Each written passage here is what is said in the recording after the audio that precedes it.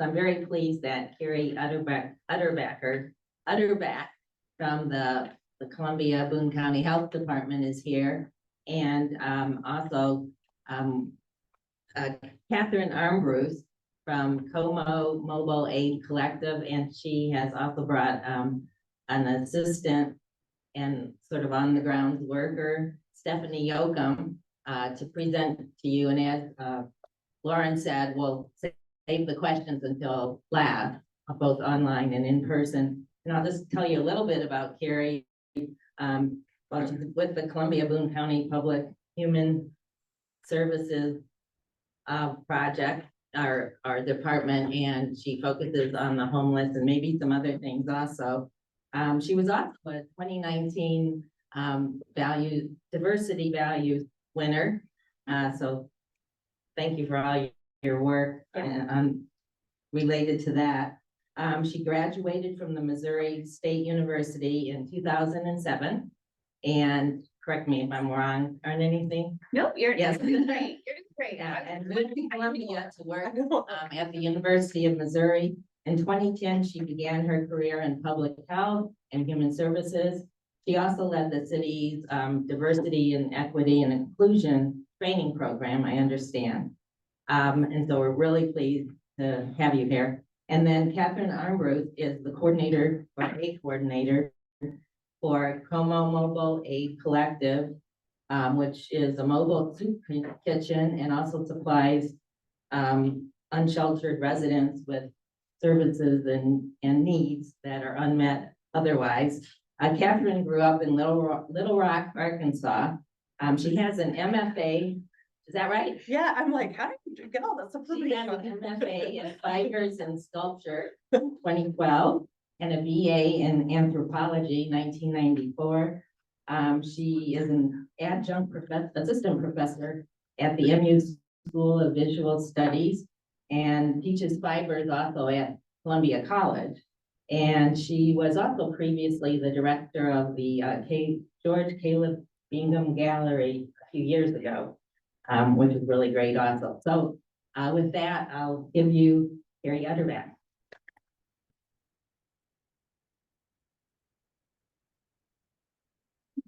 All right, I feel like I could tell you about Steph because we didn't get to her bio, but I would have to literally make things up. And I don't think that would be good.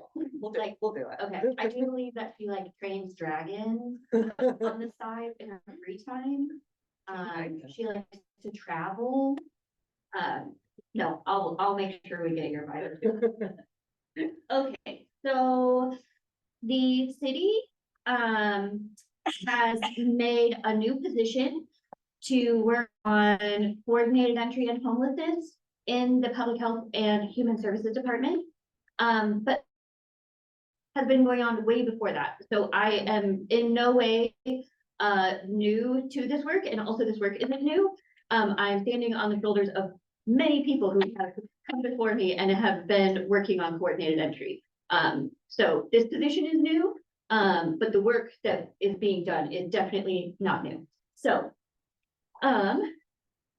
I'm not going to go through all these slides because there is a ton, and so I'm just gonna highlight what I want so that we can get to the meat and bones of the folks who are out there doing the daily work. So let's talk about what makes someone homeless. Like what are the reasons someone might find themselves unsheltered or without housing? Medical event. A medical event. Yeah, that's a great one. Job loss. Yeah. Mental illness without a support net. Mental illness and without a support net, whether you have a mental illness or not, that support and connection is, and the loss of that is often what leads to folks being unsheltered. Is there anything else? Affordable housing. Yes, lack of affordable housing. That's a great one. Thank you so much. Addiction. Yeah, substance use. Access to affordable health care, sometimes domestic violence. Yes, Sometimes partner. Yeah, sometimes disability, Sometimes it's incarceration, sometimes it's institutionalization, sometimes it's coming out of the foster care system. Like there's a lot of reasons that people end up either sheltered or unsheltered. And we know that we are, as within any system, oftentimes we have subpopulations that are overrepresented. And so our overrepresented subpopulations here are our veterans, our LGBTQ plus folks, people with disabilities, people of color, and youth in foster care. And we, across the state of Missouri, use the same kind of system to case manage folks. It's called HMIS, the Homeless Management Information System. And so we're able to understand that these overrepresentations are also issues that we can work on, right? It's not just homelessness, but we have to work also on these discrimination of these subpopulations. Okay. So we are doing a lot locally, which is very cool. She's my timer. She's supposed to be giving me updates. So locally, we have the Boone County Coalition to End Homelessness. This coalition is a very large group of us that meet super frequently. We meet every 2 weeks. And we go through and case manage everyone who's on our prioritization list. So we use a tool called the VI SPDAT currently to see where people are at, what traumas they're experiencing, what housing would be beneficial, what kind of family members do they have, is there any disability, is there any health stuff that's going on. We also count how long we've been on the list. And so we try to categorize, are you chronically homeless or not chronically homeless? How long you've been on our list, so the length of chronicity, and then we count whether you're a veteran or not.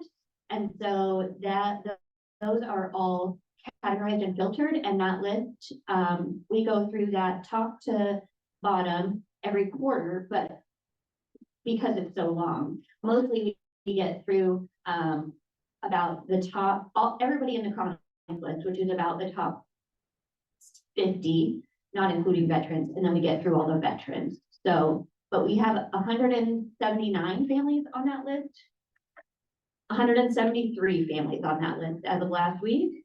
And we have 40 active veterans on that list. We also have 48 open housing referrals, which means that we need affordable housing landlords to take vouchers, because we have 48 vouchers out and only 173 households. So that gets rid of almost a third. That houses almost a third of our population that would no longer be homeless if we could get someone to take their HUD voucher, right? So we at the Coalition to End Homelessness also get to organize Project Homeless Connect. And we are going to be restarting our landlord incentive program for folks who will sign up their property to take vouchers. But there's more to come on that, so don't email me just yet on that. The money is not available right now. Okay, so we do work through the coordinated entry process, which I just talked a little bit about, but our by name list or our prioritization list, like we know everyone who's on our list, we know their name. We don't always use their name if they are in an unsafe situation or would like us not to use their name. We use case numbers sometimes, but we are able to say they're having trouble finding housing. They would really like to be near this resource or this family member. If we could find them a 1-bedroom apartment, we can give them a voucher. They have a disability, but they also have income from disability. Like this would be the price range. And then all of the case managers on that call, on that Boone County Coalition to End Homelessness call, can help us problem solve, right? So it's going through housing plans and it's prioritizing the resources for our most vulnerable folks.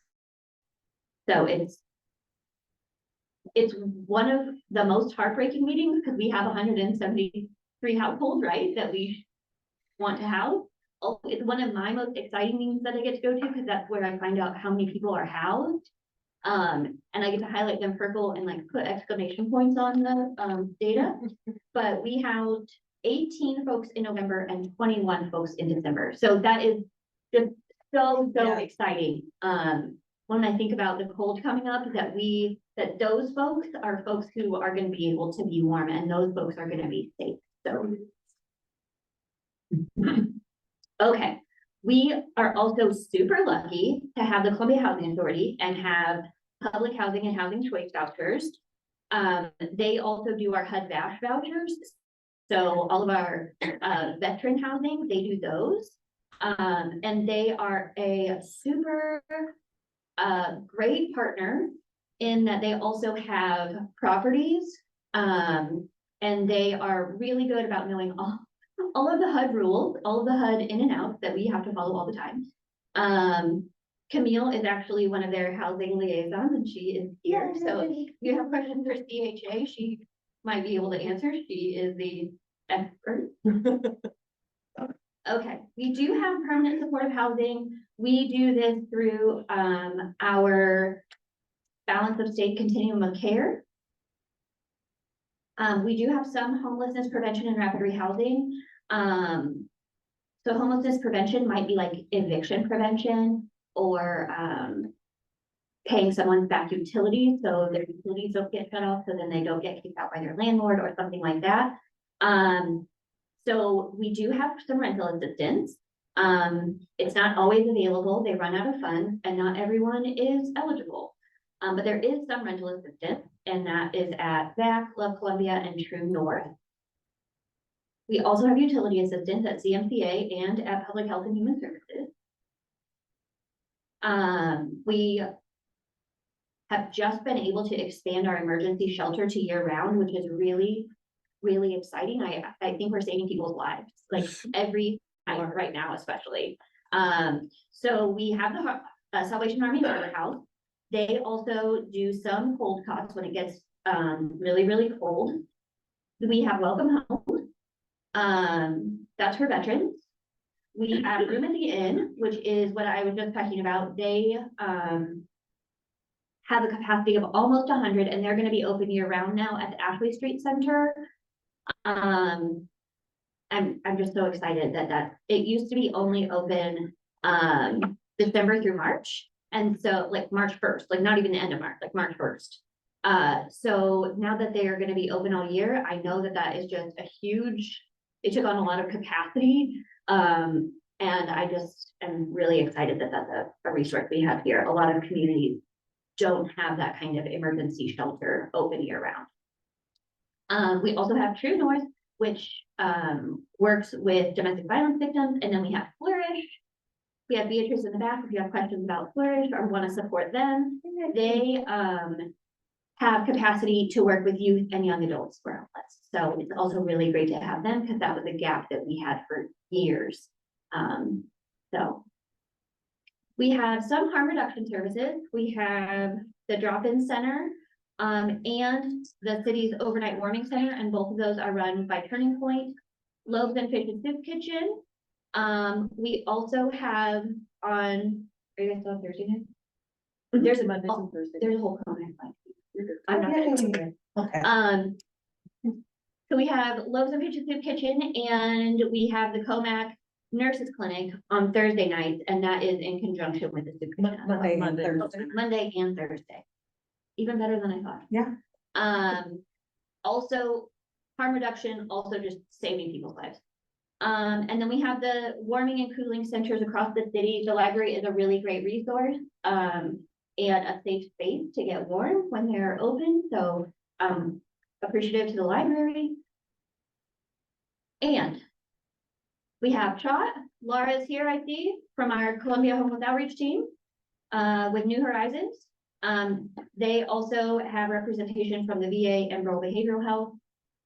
And then Comac, they're going to talk in just a little while, but they provide street outreach to camps and all over town. They just drive around and find people, which is amazing because that's not something that's often offered in other locations of this size, of our community size. But they also go to Room at the Inn. They work with all of the partners who are also working with our unsheltered population. So they're a great partner as well.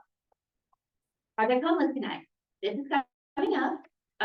We do the count with the Missouri Balanced State on the same night across the state with the same tool. So we have consistency year after year. We pair our point in time count with our Project Homeless Connect, which is really exciting because it puts all of our access to services in one place for one day. Well, 2 days a year. We do one in the summer. And we get a lot of folks counted, so we get a really accurate count. And we also provide lunch and backpacks and supplies and things that are needed at that event as well. If you would like to volunteer, I think we're still taking volunteers. Check out our Project Homeless Connect Facebook page. Okay, I am gonna pass it over to Comac, but I want to point out that like, this is not, like the city doesn't pay for all of the initiatives that I just mentioned, like the city, it coordinates efforts oftentimes. So, I mean, there is federal funds. I talked about housing choice vouchers. Those are often HUD funds. We have other federal programming to provide housing, like CDBG grants. We have state programs that provide harm reduction, local government programs like utility assistance and things like that. But we also have faith groups and philanthropic organizations and a lot of private donations. So when people say like, who's paying for all of this? It's like, well, everyone. Like, this is a lot of folks. There's a lot of folks involved in paying for all of this. Okay, I am going to pass the mic. Can we clap? Good clap, There Mary. we go. Good clap. Hi, can you hear me in this microphone? Hi, everybody in the virtual world too. I'm Catherine Armbrust. I'm the director of Como Mobile Aid Collective. This is Steffi Yoakum, who is our operations manager. Steffi has also been doing the door for over 4 years at Loaves and Fishes, and also helps Ruth O'Neill, who is the leader of Loaves and Fishes, with the organization of that, because there's a lot of stuff going on with Loaves and Fishes, which is the evening soup kitchen here in town. So she's been in this world a really long time. I actually, like Barbara said, come from the art world. And one day I'm like, can't even believe I'm sitting at this table right now. And I blame that on my friend Dirk Burhans, who's back there. I met Dirk in the summer of 2020. We were both doing some social justice activism work.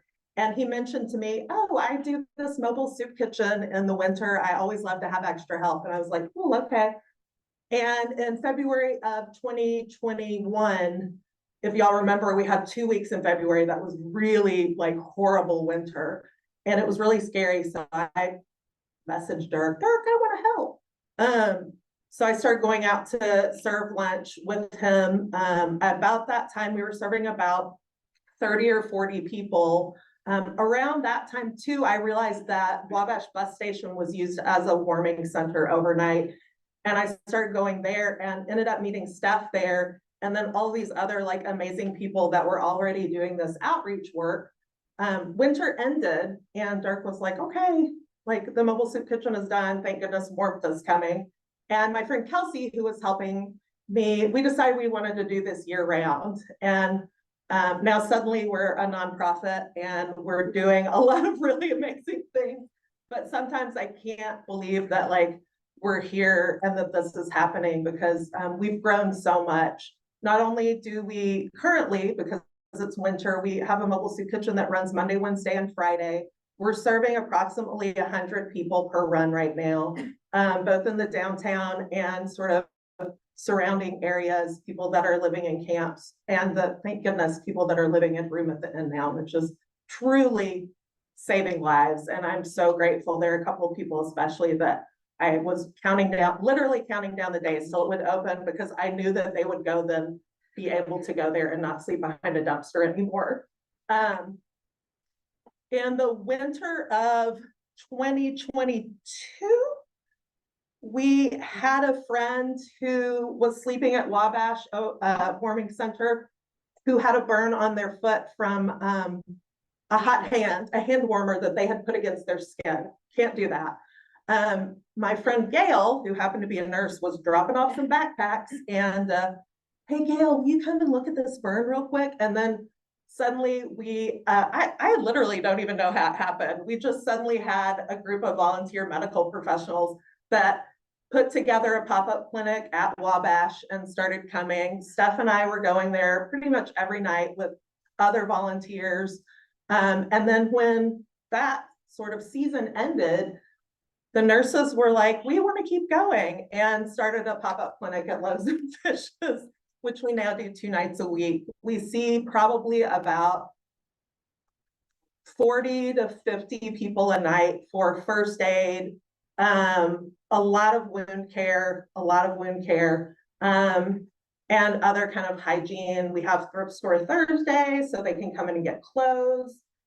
Then our nurses and other medical folks realize, man, people really need to go to the doctor. We should start making appointments for them. And so now we're making appointments for everybody and working on transportation to get them there. This is a really serious issue, but we're all pretty like fun-loving people. And so we like to infuse the work we do with a lot of joy, and bring a lot of like heart and love to our work. We have, I don't know, in the winter of 2022, we decided we needed some hashtags, and one of them is strong work, started by Dirk, who I think appropriated it from Renee. But that's when we, instead of saying great job, we say strong work. My mom has actually started saying it now, which is hilarious.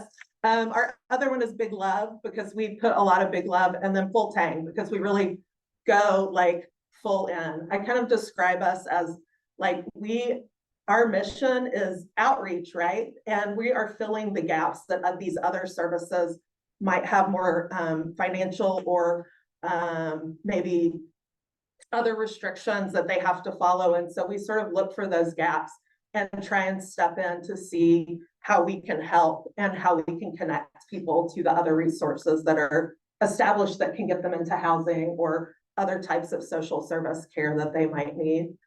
Our 2 medical team leads also happen to volunteer for Unchained Melodies. And so they got us hooked up, and now we're able to offer pet care like flea and tick treatment, spay and neutering, and food for our pets that are on the street with our friends, because that's really important that people's pets are well cared for too. I mean, what we do is really huge. Like right now, our winter outreach team is, Steph is the lead of our winter team, and we're out every night calling people, trying to get them to go to room at the inn. If Wilkes is open, which Wilkes Overnight Shelter is thankfully open all week, that has been a huge shift from people having to sleep on the floor at Wabash, which was no indoor bathrooms. We had to essentially force the city to open the porta potties that were outside, that you had to go outside in the middle of the night in the freezing cold to go get to, with no snow or ice removal. But anyway, that's another story. But folks being able to go to Wilkes Warming Center overnight has been a huge boost for safety, for like, we're able to focus our work on other places now too. But our teams are out there every night, and this week is a scary week coming up. So we've got a lot of stuff that we have going on. What else do we need to talk about? We're just like I feel like we're growing constantly, and we're making connections. So like, I'm gonna just point out Camille. Camille's from the Housing Authority. In the front row, the Housing Authority established a new position that's like a homeless outreach person. Camille goes out with me on meal runs once a month and talks to the folks that are out to see if they need help getting connected to housing. I see a lot of our volunteers here actually, and like, we're literally powered by volunteers. And so I think everybody that's online and here, we have really amazing community support. And I'm so grateful for that, because it's really important that we all work together. We focus on what's called mutual aid. And so essentially that's shared resources, right? Like if we can't help somebody, we're going to start to look for somebody that can help them. And we also have a lot of commercial sponsors, like restaurants around town that either give us ingredients or prepare meals for us to take out to our friends so that they can get a hot, hearty meal in the winter and maybe a cool meal in the summer. But we've got a lot of work to do, and I think we would all like to just kind of answer questions. I don't know if I covered everything, but please ask. I feel like you definitely did not give Steffi time for a bio. Oh, is this your, More about Steffi, but also they provide like water delivery in the summertime, right? So like when we need people to stay hydrated when it's just so stinking hot out, like, and there's no relief even in the evening hours when folks are camping, like their volunteers provide water delivery. we have an aqua squad in the summer. Everybody has like team names. We were laughing about that this morning, but yeah, winter warriors are in effect right now. We're like, winter warriors activate. And then in summer, we're like, aqua squad activate. So They're Power Rangers. yeah. So thank you so much, Carrie and Catherine, and we're gonna go to questions, and I thought I'd ask the first one. And that is congratulations on getting $30,000 through Como Give. Oh, the thank you. Como Collective, and to everyone who donated to that. Yeah, Also. thank you. My first question is, what else can people do to assist or help monetarily, or if they want to volunteer, or and what needs do you have in particular? So, you want me to do it? So there are a lot of different ways to be involved. We have pretty specific volunteer opportunities right now. And if you are interested, just, we're on Facebook, we're on Instagram, we have a website, comomobileaid.org. Send us a message. We can send you, I may have gotten a little obsessed with using Canva to design graphics. In fact, one of our friends just had a dream about me designing a graphic for my toaster. Anyway, that's fine. But you can message us and we can send you some information about opportunities. We always need kind of what I'm calling like meal partners or pantry patrons, where you sponsor a certain part of the meal, either monetarily or you provide chips or fruit or cookies. So like today, Como Smoke and Fire is serving up barbecue sandwiches. We had our team helping the restaurant make sandwiches. We had somebody bring in fresh fruit. We've got chips, and then we've got some dessert. Some people make homemade dessert. Some people just provide packaged snacks. So you can be that kind of sponsor. You can just throw money at us. We love that too, because like we use that money to buy tents, to buy water, to buy so many hand warmers. If you want to do some sort of either fundraising drive or supply drive for us, we can give you kind of a focused drive to do. I think the Public Defender's Office just did a little drive for us, and I sent them a very short list of things. Like stores do that. Clover's is so amazing. They do little drives for us a couple of times a year. Or you can volunteer to help us organize donations. You could come, and if you're really interested in direct action and getting involved with people, you can come train to be a winter warrior or an aqua aide or a med clinic greeter or something like that. We have a variety of positions. One of our dreams at some point in the future is to have pet care services for folks so that they can come in out of the cold, because that's a massive problem that is not covered yet. That's a gap that we have not been able to fill yet, and that is definitely problematic here, is that we have people who are staying outside specifically because they have animals and nowhere to take them, because we don't have a shelter in town that will take them. There are some hotels, but right, like you still have to get money together for a hotel. So, we have a really beautifully rounded out med team right now. And we also have a contract with the Mizzou School of Nursing, and we just signed a contract with Stevens School of Nursing too. And we have interns from those schools coming in and working with us in our clinic, which has been really, really amazing. So we're trying to work on more student opportunities as well, because I think that is really important to engage younger populations so that they can take over the work, hopefully, right? Am I missing anything? That's pretty thorough. Well, yeah, we have a question in the audience and from the audience, and then at least two We got a more card here too. online. Do you wanna read that question that you were given, and then we'll go to the Oh, that was audience. We already answered how you can get involved with Como Mobile Aid. Holler at us. Are there any dental clinics? So by dental clinic, I'm assuming that you may mean someone with no health insurance or only Medicaid. In which instance, there's only 2 providers in town who offer dental services for public insurance. And it is Jordan Valley / Clarity Dental, and it is Compass Health Dental. Compass recently opened a walk-in dental clinic in the mornings on weekdays, which has been really cool. Their Providence location is under construction, but their Keene / Berrywood location is where they can see folks who do not have private insurance. And Jordan Valley Dental, I believe 1 to 3 p.m. in the afternoon is a walk-in clinic as well. I believe that is also every day of the week, but those are the only 2 providers in town who accept, public healthcare benefits or dental providers.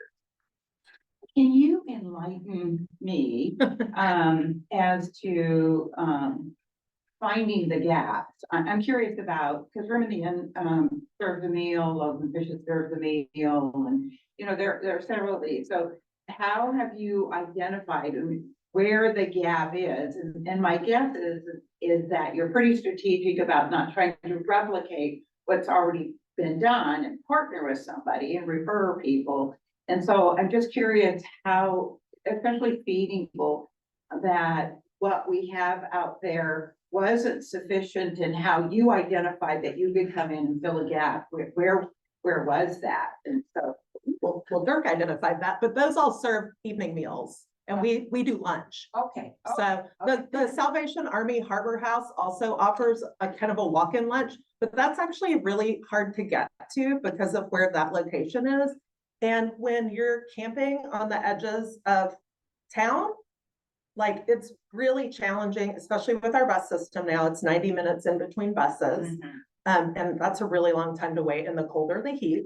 And so being mobile to meet people where they are, like, because we're not in a fixed location, we're out moving. That was like our original intention. And Dirk might be able to answer that too. And just to add to that, Giving the mic. putting together meals 2 or 3 times a week in the winter and 2 times a week during the rest of the year is very labor intensive on our side. It would be great if we could do that 7 days a week. And like Kat says, the Harbor House is out of the way for a lot of people. So being able to take it directly to people on the street or in the camp 7 days a week would be a huge increase in person power and resources for COMAC, but would be optimal. That would be a gap that we can't do it 7 days a week. I think I want to like also cabbage onto that, in that there's a gap in terms of safety of people's possessions, because there's not really a place for people to leave their stuff. And if you leave your camp to go do errands or to get a meal or something, you're at risk of theft. And so a lot of people, like we have people that send one person from camp out and then they take stuff back to camp for folks when they need them. So that would be really hard to come into town for something like that as well. So I think us being mobile is one of our true strengths. We are also still looking for a permanent location for Loaves and Fishes. Yeah. So that will be a huge gap. If someone has space with a commercial kitchen, we would love to talk to you. Yes, because as Loaves and Fishes is needing to leave Wilkes soon, that means our med clinic is gonna be without a home as well. That's gonna cause a huge problem for accessibility for people, for us to check on them, do their wound dressing. And that's kind of a similar issue with camp evictions. These constant disruptions in the camp communities means that accessing people and finding them is much harder as well. For all of the like social service outreach people, it's really challenging. Thank you. One of the questions was about loaves and fishes, so that was answered. Thank you. Another question, well, actually two questions from online related. What is the size of the homeless children population? And is it true that there are about 40 homeless kids enrolled in Battle? So, go ahead. I mean, when I talk to, Stop here. Yeah. it's okay. When I talk to CPS, they're saying it's like over 200 kids. And a lot of times those families are doubled up. Which just means there's like 2 or 3 families living in one location. And, HUD doesn't consider them homeless, because they have a roof over their head. So, Which can be a hotel, right? which can be a hotel, yes. So, and we have in that population who are also really scared for the school to find out that they are doubled up or they're homeless or living at a hotel for fear that they'll get their children taken away. I believe that those numbers are really underreported in honesty, but CPS is over 200. Okay, thank you. I think Steffi was gonna. Oh, go ahead. Did you look? Okay, another question from online. Do you pick up unused food from restaurants and dorms? That type of gleaning program is something we're very interested in. And actually, from what I understand, when we had a long conversation with the food bank last year, I don't know, what is time? They actually have plans now that they've shifted this facility. They want to kind of start a gleaning program like that and then have free space to store for programs like us to utilize. So we don't have that in place necessarily. We do have people that offer us food sometimes. We definitely have restaurant, like Beatbox is amazing. They're like, hey, we've got a bunch of chicken biscuit sandwiches left over. Do y'all want to come pick them up? So we do that a lot. Cafe Berlin does that too. Pizza Tree, I gotta go pick up like an 8-pound block of cheese from Pizza Tree today. They're so awesome. Or Goldie's, we have all these wonderful small restaurants that do that, but that's on the horizon and something we want to do. I worked at a women's shelter in Kansas City for a while, and there is a wonderful program called Harvesters that does that there, and I would love to see something like that here. Thank you. Let's see, we have another long one online. I'm gonna hand it over to the person who's monitoring that. Terry mentioned 173 families earlier, but what is our current census number for unhoused individuals in Como? Does this include those outside the HUD definition you mentioned, like those living in hotels or couch surfing? That number is not available. We don't have any way to count people who are doubled up or tripled up or quadrupled up, or if there's 2 families living in a hotel room. We don't have a way to count that currently, and we don't. We, like I said, a lot of folks with kids try to hide that they are experiencing homelessness. So it's really hard to count them. I can tell you that the 173 households on our list is not all encompassing. We have people who have been on the list and who have given up, and so they don't want to be on the list anymore.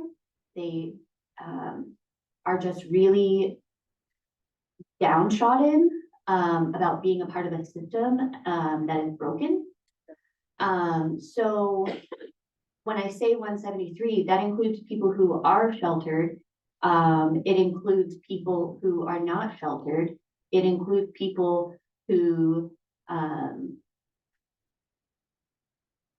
need to be on the list and need resources. And it doesn't include people who are out of shelter, who no longer want to be a part of the system, but who are still looking for housing. So we don't have an all-encompassing number, right? And part of that is that we don't have the resources or capacity to count those folks. And part of them don't want to be found and part of them don't want to be counted, right? So I know that that is a really long-winded answer, but also I don't have an answer for you. I know the number of actual people on our list is 234. And so that makes the number of, single person households approximately 80%, and that's pretty steady. And that's what we hear from our partners too, is that 1 bedrooms are what is needed. Oftentimes if you're a single person, that's all that you're about for 1 week or 2. So it gets really complicated when we try to define homeless and then when we try to count those folks who are homeless. We have a question from the audience. Okay, hold on a second. Let's give you a microphone. And do you want to come up here? Or So I was just wondering, you mentioned that parents, often feel like reporting that they're unhoused and that their children are also outside. They're afraid they might get their kids taken away. Is that a real threat? Yeah. Oh, God, yes. Oh, God, yes. So CPS wants, oftentimes the kiddos aren't at a camp. No. Oh, no, there's- no. there's- We don't have I kids in wanna the camps. clarify, there's not kids living outside in these elements, okay? Like, to see a minor out in the camps is unheard of, and I believe in like the human systems, we've ever seen it, like, we reported it. So to tag on to, there are very different kinds of homelessness. The mentally unwell single individual in the woods who has been surviving outside since they were 13, living just north of town, who can pretty much take care of themselves, is a lot different than the parent with 3 kids in that weekly rate motel room who is like barely scraping together. In that hotel room, that's still in danger of having the kids taken away. So CPS would like folks to report it so they can be sure that there's not an interruption in their school services. Because even more children use the school systems for food.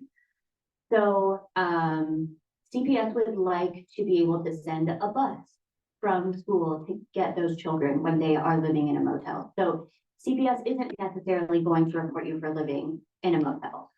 CPS is if they're safe, Yeah. right? They're worried about safety. I do want to clarify that Jane Williams of Love Columbia has given numbers before, and to her knowledge, about a year ago, CPS had almost 20 different stops at different weekly rate motels in town. And before COVID, it was, I believe, under 5 stops at hotels in town. And that number now is again over a year old. It's probably over 20 different stops they're making a weekly rate motel. And most weekly rate motels, which are single room occupancy, which we desperately need, are full of families really crammed in there. It's pretty rough.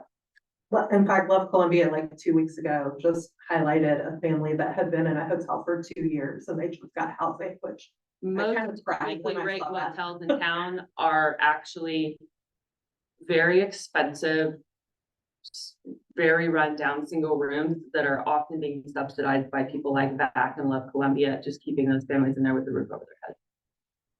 Because there's Without no any food affordable prep housing. With no food prep area, yeah. okay, we have another question from online. How do you define family?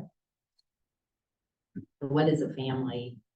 Homeless family, A HUD family? homeless. Sure, how would anyone define a family?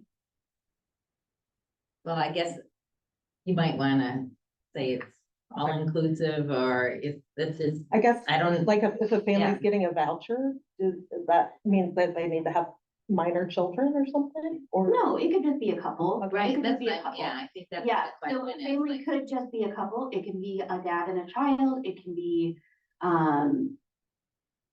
Like 2 partners. yeah, a mom and 4 kids. Like it could be anything. And yeah, HUD includes LGBTQ folks, if that's what they're asking. Maybe. It even includes folks who are not married, who need to live together. Yes, Yeah, I'm sort of thinking that's what the Mhm. question was asking. It looks like we don't have any more in-house.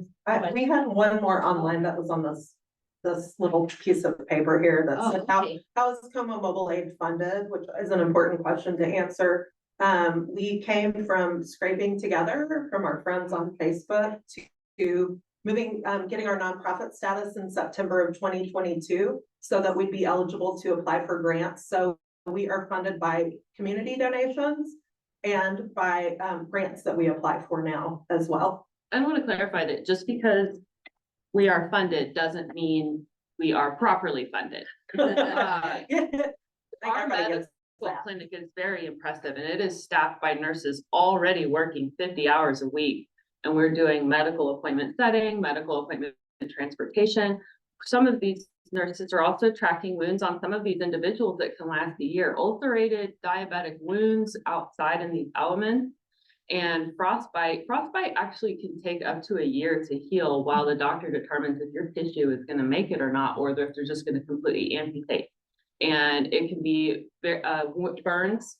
We have We have someone with extensive second and third degree burns all over their body right now. We do have them in a motel. That's what some of your money is going for. I mean, we try and spend that money very judiciously, but extreme medical cases where it's not safe for someone to be out here, it's all over their body. It's on their hands, it's on the entire, like their back. And yeah, they went to the ER after having the same bandages for 4 days yesterday, and the ER sent them away with just more bandaging. And so a lot of the time, maybe the patient might not know how to properly take care of their wound, or might not have the ability to do it in these elements. Med clinic is right there. Qualified nurses, at least making sure those bandages are checked, getting eyeballs on, everything like that. Our nurses and they actually go out and meet people if they can't come to. Oh yeah, clinic. Nurse Gail and do Nurse wound- Lake will be at this person's hotel room at 2 p.m. today to get their stuff changed. Like, we are at full service. I'm very proud of that, but it's all volunteer ran. It's very exhausting. It's not fully funded.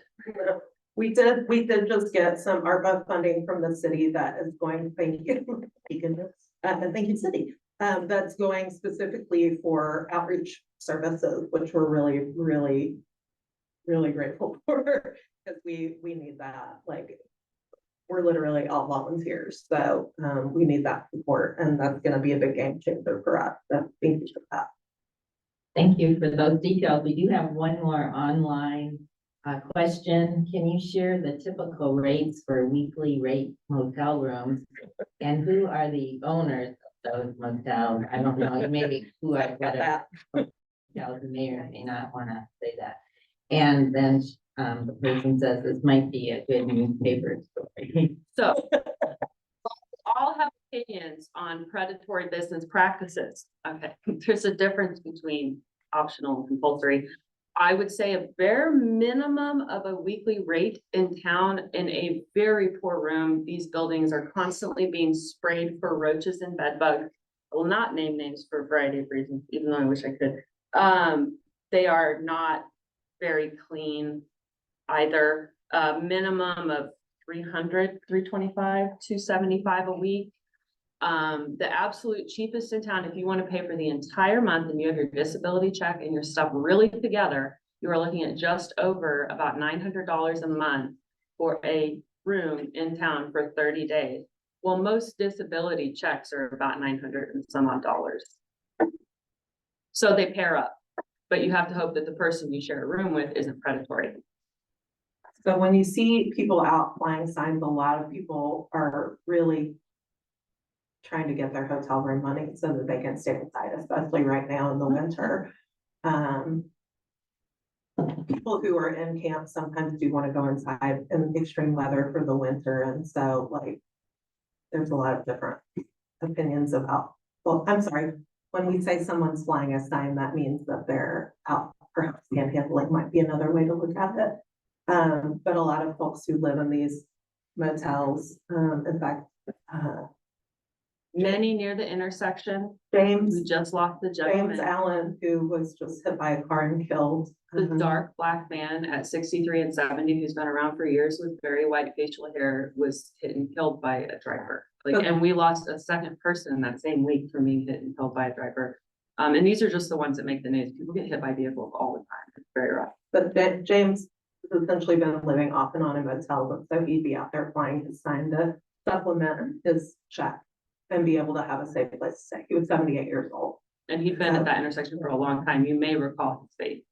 And he was at Providence and I-70 for a long time too, because he was staying in a hotel over there as well. So, Carrie, you want? Yeah, we actually lost 25. Is that what you said? Or 25. I think James made it 25. I think so too. Because that was, so we do a memorial service every December, and we were, I think, at 25, and then he was hit after the memorial. So I'm almost positive it's 26 people we lost in 1 year that were either homeless or experienced homelessness in that year. And that's a lot of people. That's too many, It's about 2 per month, which is pretty rough. which, yeah, right? Like, I think John puts it really well when he says, like, if this were any other public emergency, like, we would have fixed it. There'd be an antidote. And we know the antidote is housing. So we know that we get people off the streets, they're not gonna be hit by cars, right? So all it takes is more affordable housing and supportive services. But if we can get them in a home, oftentimes people are more acceptable to support. So before we thank our speakers, I want to announce that our next Lunch and Learn program will be February, a Thursday, not a Wednesday, February 15th, and it will be on the topic QAnon from fringe conspiracy to global political phenomenon. And our speaker will be MU sociologist Chris O'Connor. So I hope everyone will join us. And I want to thank, and everyone here to thank Carrie Utterback, Catherine Armbruth, and Steffi Yoakum for all their work and for being here today. So much for everybody online and how for caring about this issue. It's a really hard issue to talk about. And I want to say that, like, the more we talk about it, that makes it more visible. And it's hard to look at this kind of stuff, but we can't look away. So please look towards it and figure out how you can participate as part of the community too. Thank you. Thank you.